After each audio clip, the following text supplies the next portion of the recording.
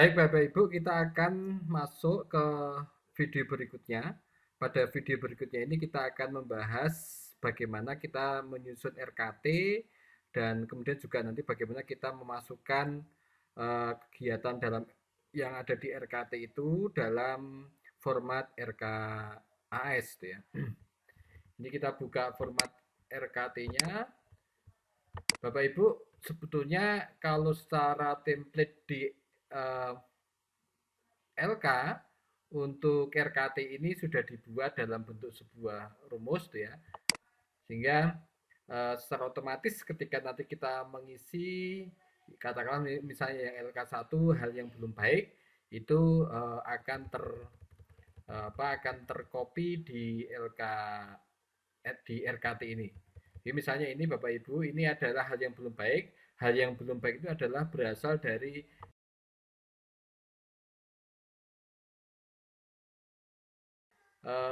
sudah dibuat rumus oleh teman-teman dari kami itu ya untuk kemudian masuk di sini.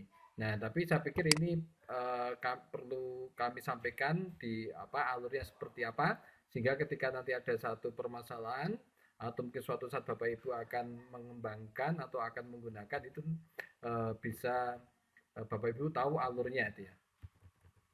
Ini Bapak Ibu, kemudian isu yang dikuatkan itu berasal dari LK ini Bapak Ibu LK1B ya.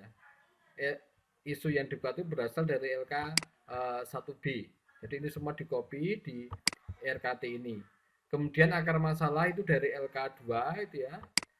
Kita ambil satu itu ya. Ya sebenarnya kalau misalnya Bapak Ibu dua ya dua, tapi ini kan kemarin sebagai contoh hanya kita ambil satu dulu itu ya.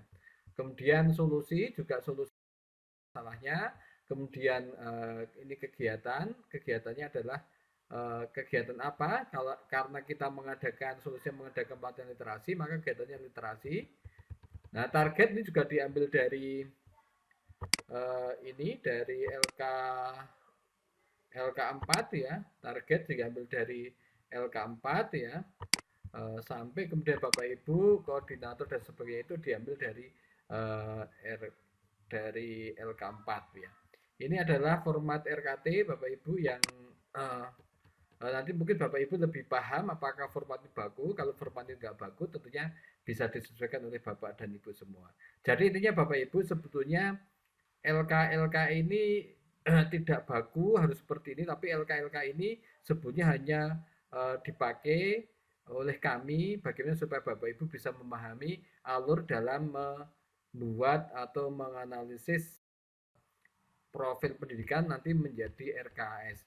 Kalau Bapak Ibu nanti dalam perjalanannya atau dalam prosesnya Bapak Ibu menemukan cara-cara yang lebih mungkin lebih ringkas, lebih enak, itu kita persilakan Bapak Ibu menggunakan cara-cara tersebut. Yang terpenting adalah Bapak Ibu bisa memberikan penjelasan nanti misalnya kepada pengawas bahwa atau kepada misalnya ketika ada tim dari dinas atau dari mana dari Kemendikbud bagaimana cara mengambil tuh ya atau cara program itu diambil dari mana Bapak Ibu.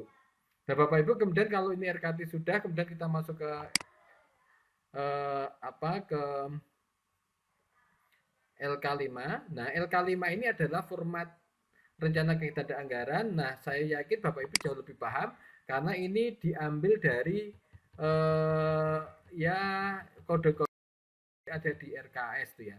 Saya malah nggak begitu paham, kata misalnya program itu kodenya 07 tuh ya, subprogramnya 0607. Nah Bapak Ibu yang mungkin jauh lebih paham, tapi intinya Bapak Ibu tentu kegiatan-kegiatan yang di RKT ini kemudian perlu Bapak Ibu disesuaikan dengan yang di RKS itu seperti apa itu ya, sehingga akhirnya nanti bisa terwadahi itu ya, bisa terwadahi atau teranggarkan.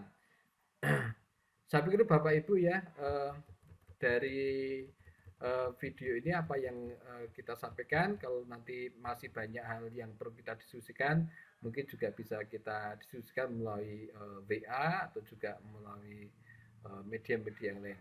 Terima kasih.